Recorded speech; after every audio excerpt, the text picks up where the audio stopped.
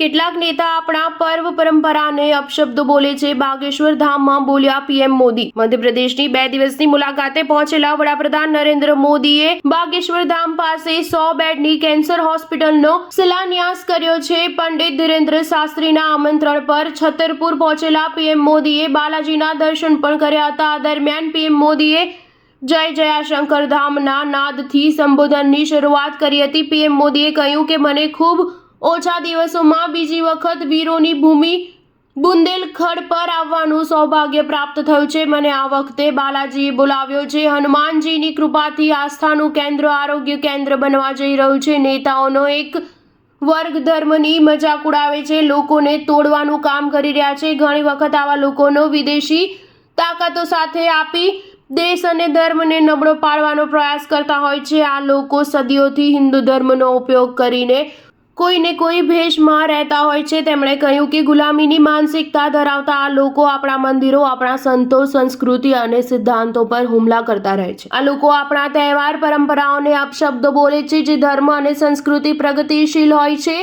તેના પર કિચડ ઉછાળે છે. તેમનો એજન્ડો આપણા સમાજના ભાગલા પાડવા અને તેને તોડવાનો છે. આવા માહોલ વચ્ચે મારા નાના ભાઈ ધીરેન્દ્ર શાસ્ત્રી ઘણા સમયથી એકતાનો મંત્ર લઈને લોકોમાં જાગૃતિ વધારવાનું કામ કરી રહ્યા છે. હવે તેમણે સમાજ અને માનવતાના હિતમાં વધુ એક સંકલ્પ લીધો છે. તેમણે કેન્સર હોસ્પિટલનું નિર્માણ કરવાનું મન બનાવી લીધું છે.